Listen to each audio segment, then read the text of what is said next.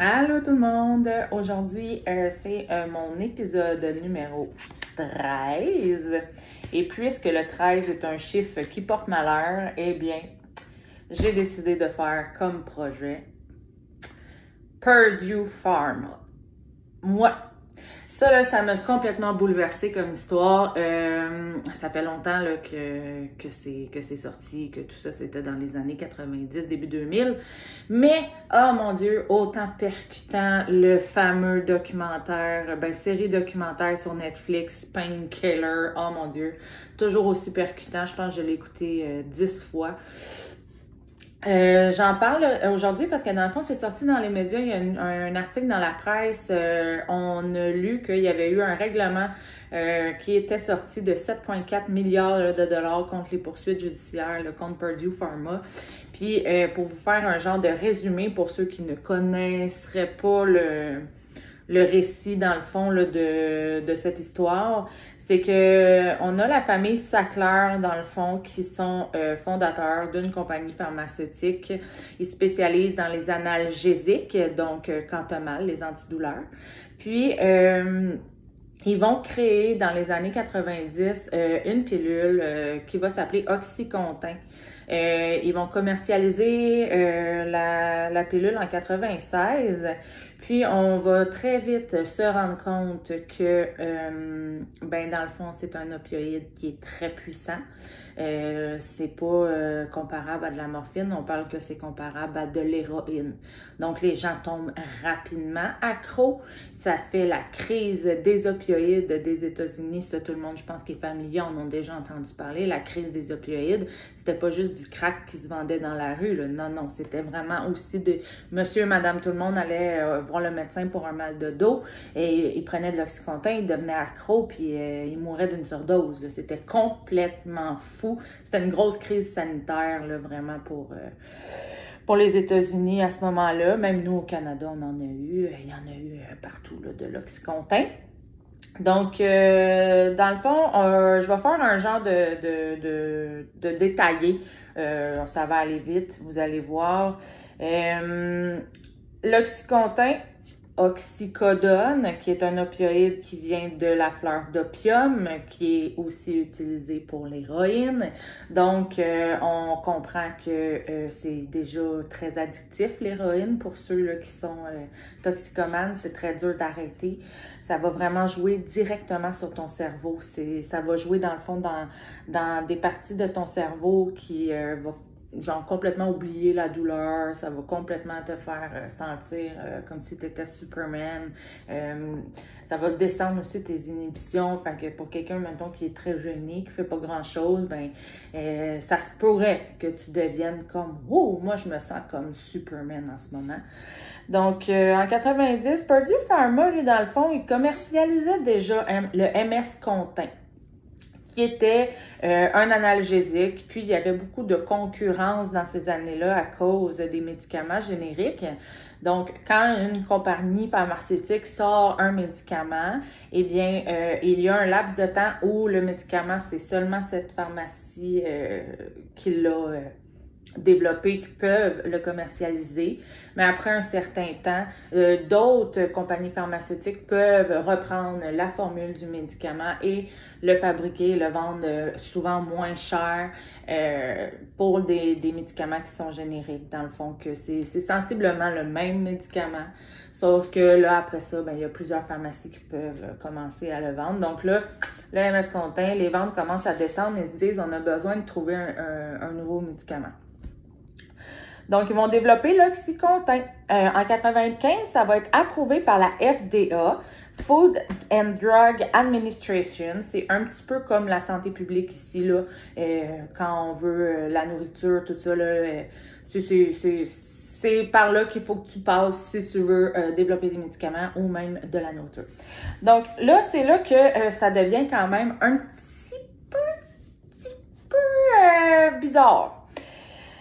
Dès la commercialisation, en 96, 35 milliards déjà de profit. Donc là, on va se demander, mon Dieu, ça a donc bien marché, ça, cette chose-là. Donc, on va se rendre compte que De la manière qu'ils s'y prennent, dans le fond, Purdue Pharma, ils vont engager de très belles femmes. Ils vont leur donner de beaux véhicules. Puis, ils vont envoyer ces belles femmes-là dans toutes les régions de l'Amérique pour aller voir les médecins généralistes. Tu sais, les petits médecins qui ont des cabinets dans des petites villes, le médecin de famille de tout le village. Tu sais, ceux-là, habituellement, sont un petit peu moins formés. Ben non, je dis pas qu'ils sont moins formés, c'est pas ça que je veux dire, mais sont moins à l'affût des nouvelles technologies, les nouveaux médicaments, les nouveaux effets, tout ça. Tu sais, c'est pas comme un grand hôpital en plein milieu de New York où ils savent c'est quoi là, des opioïdes, puis que, tu sais, oui, ça va rendre accro. Vous comprenez quand même, je veux pas dénigrer les médecins de région, c'est vraiment pas ça, mais c'est quand même la réalité là, pour ce cas-là. Donc, les belles femmes arrivent dans leur beau véhicule rouge. Bonjour, Purdue Pharma, nouveau médicament, l'Oxycontin, c'est un antidouleur. Et ils disent, c'est un opioïde. Ça va sauver des vies. On a réussi à faire la formule. Puis ils vont aller jusqu'à dire qu'ils ont atténué le risque d'addiction. Parce que certains médecins, ils étaient en désaccord ben raide, là. Il y a certains médecins qui ont fait, ben non, hey, on a déjà la morphine, on a déjà, non, là, c'est assez, là. Puis là, il était comme, non, regardez, on a des rapports qui prouvent qu'on a réussi à atténuer le risque d'addiction. Le médicament dure 12 heures de soulagement, donc c'est à libération prolongée. Donc, il n'y aura pas de risque là, de double dose, tout ça. Ils vont même aller jusqu'à aller chercher une étude qui prouve que tout ça, écoutez, c'était falsifié à côté. Là. Ils ont pris ça dans une revue de médecine, je pense, de 1844, que Aristocrate avait écrit. Écoutez, c'était vraiment le genre de la grosse bullshit, OK? Parce que ils savaient vraiment que ce qu'ils allaient donner aux personnes, ça rendait vraiment accro. Mais ça a quand même été approuvé par la FDA qui ont fait, eux, leurs tests, puis tous les tests prouvaient le contraire. Donc là, c'est là que plus tard, quand on s'est rendu compte de tout qu'est-ce que ça va avoir engendré, là, tout ça, ben là, c'est là qu'on va genre pousser un petit peu plus, puis on va se rendre compte que le médecin qui a approuvé le médicament à la FDA, eh bien, on parle de Curtis Wright. Ben maintenant, depuis qu'il a commercialisé, en 96, mais lui, en 98, il a été recruté puis il travaille maintenant chez Purdue Pharma. Écoutez, si c'est pas de la corruption, je sais pas ce que c'est. Hein? Des petites menaces en side, fais sortir mon médicament, je te remplis les poches, ta famille va vivre riche et heureuse pour 8 générations. Le pouvoir.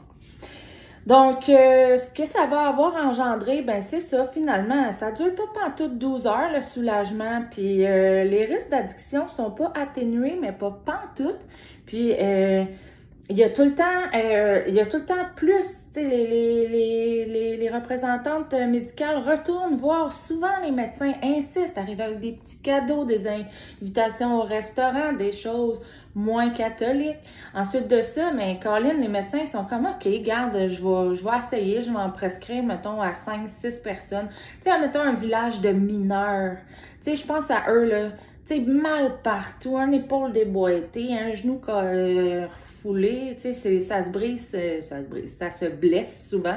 Les employés là, de travail fort. Donc là, eux autres, là, ben, ils se faisaient prescrire ça. Puis là, ben, hey, c'est vrai, j'ai plus mal. Aïe, puis je suis donc de bonne humeur. Moi, en même temps, ça me donne un bon feeling, ça. Fait que là, après ça, commençait à en manquer. Là, il y avait des symptômes de sevrage qui se mettaient à tout ça.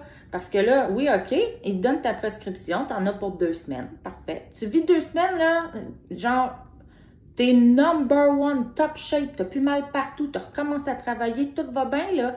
Mais là, quand t'en as plus, ben là, tu te rends compte que quand tu t'en vas coucher le soir, tu commences à manger tes ongles, tu commences à avoir chaud, tu commences à avoir des petites palpitations cardiaques, tu deviens irritable, tu recommences à avoir mal, fait que là, tu te dis, hey, attends 2 minutes, toi, il m'a retourné voir mon docteur, il m'a demandé, hein? Pas fou, mais pas folle, fait que Ça faisait en sorte là, que dans le fond, les gens devenaient vite accros, OK? Il y a eu vraiment des menaces qui se sont données pour des docteurs. Il y a même des docteurs, OK, qui sont allés jusqu'à vendre des prescriptions, genre pour son profit personnel. Plusieurs cliniques, les médecins étaient au courant, là, ils voyaient, là, OK, ils sont totalement accros. Qu'est-ce que je peux faire? Ben, parfait. Tu veux combien de comprimés? Bon, ben, c'est tant de comprimés, puis fais-moi un chèque ou donne-moi de l'argent. Les petits bums, eux autres aussi, là, ils ont commencé à voler les prescriptions des gens. Ils donnaient, mettons, 10 pilules, puis ils prenaient le reste du sac, puis ils vendaient ça dans la rue. Le monde était vraiment très, très, très accro. Puis là, on parle pas juste de gens qui veulent... qui ont une tendance déjà toxicomane. Là, on parle de vraiment monsieur, madame, tout le monde, des enfants. J'ai vu dans un des reportages une jeune fille, elle s'est blessée à son sport. Je pense que c'était en cheerleading ou en patin artistique. OK, excusez-moi, j'ai juste pas retenu ce détail. Mais je sais que c'est une jeune adolescente.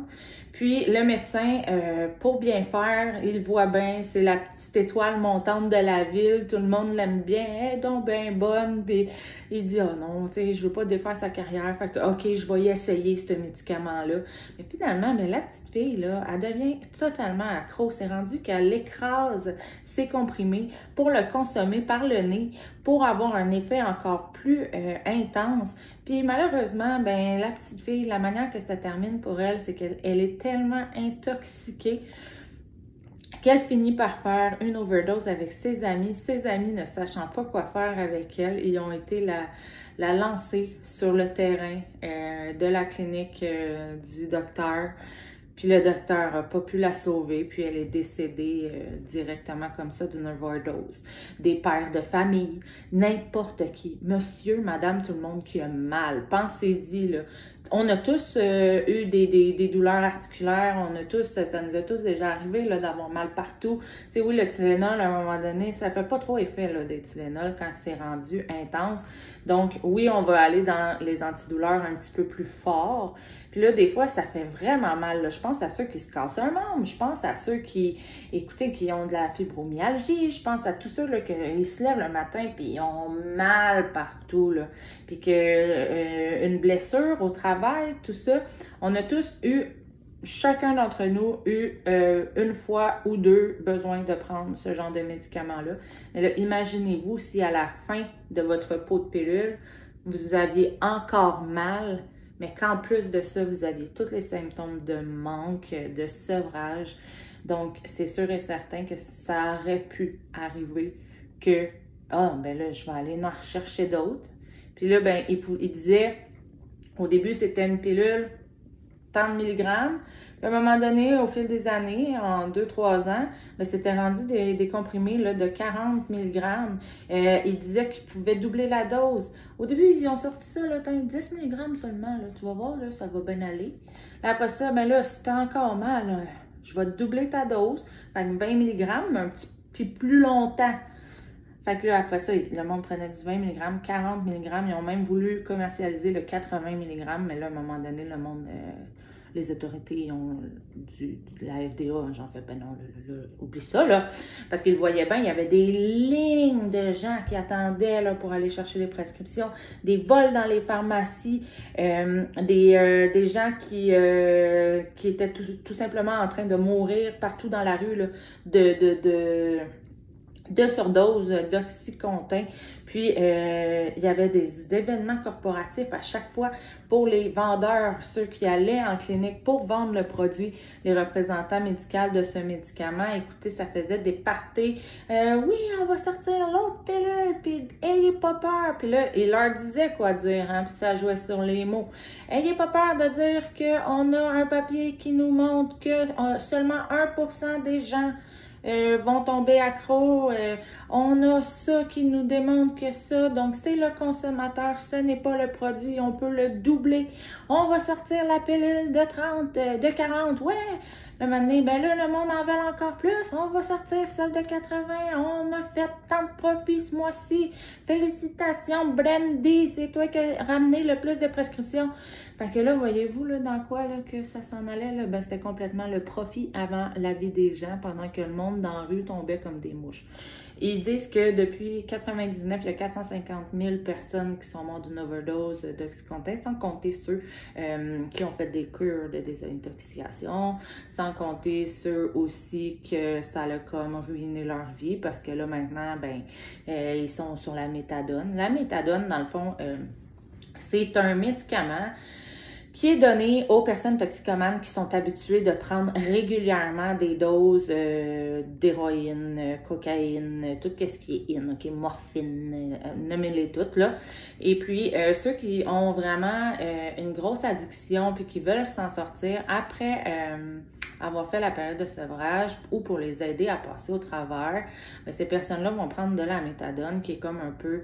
ben, c'est pas la même chose, vraiment pas, mais ça va juste aider ton cerveau, dans le fond, à se réguler parce que tu l'as tellement magané en prenant souvent des choses, parce qu'il faut se le dire, la pilule que tu prends, ton antidouleur, là, ça s'en va pas se promener comme un vrai soldat, puis ça s'en va à ta douleur, puis c'est là que ça l'agit dans ton cerveau. C'est vraiment, ça va chercher là, vraiment les endroits dans ton cerveau qui sont pour le sens de la douleur, l'inhibition, tout ça, c'est vraiment là, tout dans le cerveau que ça agit. Même une Tylenol, ça agit dans le cerveau. C'est pas des soldats qui s'en aillent se battre au front pour que tu aies plus mal. Fait que là, il faut tout réguler leur cerveau dans le fond. Ils ont été tellement souvent comme habitués à prendre les fameux in, toute la gang. Donc, la méthadone, dans le fond, va juste aider là, genre, à garder ces personnes-là correctes, là, tu sais. Fait que, dans le fond, Purdue, eux, vont se défendre parce que là, dans le fond, en 2007, donc 10 ans après, mettons, la commercialisation, puis que là, on se rend compte que, oh mon Dieu, qu'on a fait une erreur, on a laissé ça aller. Ben là, Purdue, lui, vont se défendre en disant que c'est pas, dans le fond, leur produit, c'est vraiment les consommateurs qui sont toxicaux. Puis même l'avocat du groupe Purdue qui va même aller jusqu'à dire en cours, tenez-vous bien. Il est allé dire en cours, si je vous donne une branche de céleri et que vous la mangez, c'est bon pour votre santé. Si vous prenez un paquet de céleri, vous le mettez au mixeur et que vous l'injectez dans les veines, là, ce ne sera pas bon. Vous vendez votre produit comme un antidouleur, c'est pas un céleri, là. T'sais. Puis on le voyait que c'était douteux, là, vraiment, là, le marketing derrière tout ça. Si vous pouvez là, aller l'écouter, là, écoutez, je les ai pris en note, là, ceux qui en parlent là, sur Netflix. Painkiller, qui est le meilleur selon moi pour vraiment comprendre là, toute la réalité. Là. La chute de la maison Usher, que ça c'est un petit peu plus fantastique, mais ça vient quand même qu'à montrer un petit peu l'envers des compagnies pharmaceutiques, tout ça. Puis Marchand de douleur. Marchand de douleur, là, on va vraiment voir le côté marketing, le côté ah ouais, aller faire des ventes, go, s'il le faut, coucher avec les médecins pour les ventes, puis c'était vraiment là, épouvantable. Puis, c'est ça, Marchand de douleur, vous allez voir un petit peu plus, tu sais, comment ils ont poussé les filles à aller voir là, les médecins, tout ça, mais Painkiller, c'est vraiment le meilleur. Celui-là, on va parler aussi juridiquement, on va parler vraiment, on va faire le tour. Moi, je l'écoute au moins une fois par année, c'est pas compliqué. J'en reviens pas que dans le fond, tu sais, c'est une compagnie pharmaceutique qui a fait en sorte que le plus de monde soit drogué complètement, là, c'est ça, là. Puis, tu sais, là, ce qui est arrivé, c'est qu'en 2007, il y a eu plus de 2000 plaintes déjà, OK? Donc, Purdue veut offrir 12 milliards à ces 2000 plaignants pour l'abandon de poursuites contre eux autres.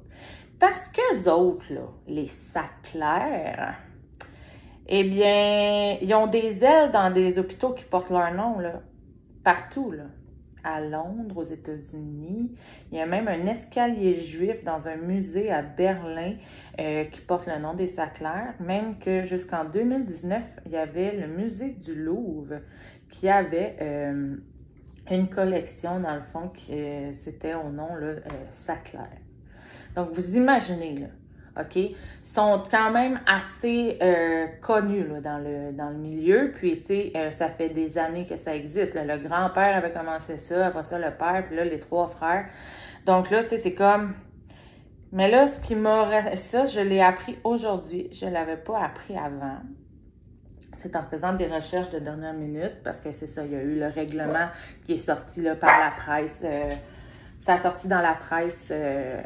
la semaine dernière. Fait que là, tu sais, c'est pour ça que j'ai fait « Hey, c'est vrai, je pourrais parler de ça. » Fait que, tu sais, je suis allée voir, là, c'était quoi le règlement. Mais en France, Raymond Saclair, qui est un des 3 frères fondateurs, il a été nommé officier de la Légion d'honneur.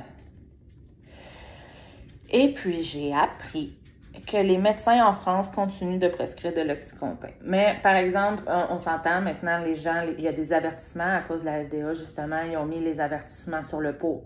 Beaucoup addictifs. Ils ont mis ne pas prendre plus d'1 comprimé, ne pas doubler la dose, ne pas... Tu sais, là, il y a tous les avertissements. Mais entre vous et moi, là, la Tylenol, c'est un des éléments qui, genre, est responsable de la majorité des cas hépatiques au foie.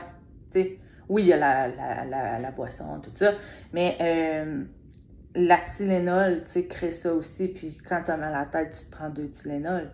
Mais est-ce que tu vas vraiment tout lire, tu sais, les avertissements, tout ça? Tu sais, c'est vraiment très important de lire ça, parce que eux, le seul moyen qu'ils ont d'avertir les gens que ça peut te rendre accro jusqu'à en mourir si tu fais une surdose, ben, c'est en l'écrivant sur le pot de pilule. Puis le pot de pilule, entre vous et moi, si le médecin te dit de prendre cette pilule-là, t'apprends, puis c'est pas mal ça qui se passe, hein? Fait que... ils continuent, dans le fond, c'est ça, en France, à prescrire l'Oxycontin. Mais bien sûr, ils ne le prescrivent pas aux mineurs, aux personnes qui ont déjà là, des problèmes de consommation, des choses comme ça. C'est très réglementé quand même, mais le médicament Oxycontin est toujours disponible. Donc, même après tout ce qu'on sait sur ça, puis je sais que là, on parle de l'Oxycontin, mais tu sais, je sais que ceux qui ont sorti la morphine, ça devait être la même affaire dans ce temps-là. Tu sais, je veux dire, il va toujours avoir des nouveaux médicaments qui vont sortir là, à un moment donné. Donc, tu sais, c'est juste un parmi des millions. Fait que, mais je reste sensible à cette cause-là, moi, vraiment. Je reste vraiment sensible. Puis c'est très touchant. La série Painkiller là, sur Netflix, Dopesick, si vous l'avez aussi sur une autre plateforme en anglais, c'est vraiment touchant. Puis ça fait vraiment, vraiment réfléchir. Fait que c'est ça, c'était mon épisode 13, parce que dans le fond, c'est ça, j'avais envie de vous en parler de ça. Puis c'est important, là, tu sais, mon grand-père, exemple, il a énormément mal au genou, ok, petite histoire. Puis j'ai une de mes amies, moi, qui travaille à la pharmacie, puis tu sais, elle les check ses médicaments, parce que mon grand-père a 91 ans, puis mon grand-père, ben, tu sais, il va prendre n'importe quoi, tu sais. Puis moi aussi, quand je vais chez eux, je regarde, tu sais, c'est quoi qu'il prend comme médicament, mon grand-père, tu sais, juste parce que je suis un peu inquiète. En même temps, tu sais, je sais que c'est vérifié, je sais tout ça, mais tu sais, je regarde quand même, tu sais. Je m'informe un peu plus sur ce qui rentre dans mon corps, tu sais. Fait que c'est cela. Fait que je vous souhaite une belle journée en attendant. Faites attention à vous autres. Puis on se revoit bientôt. Bye!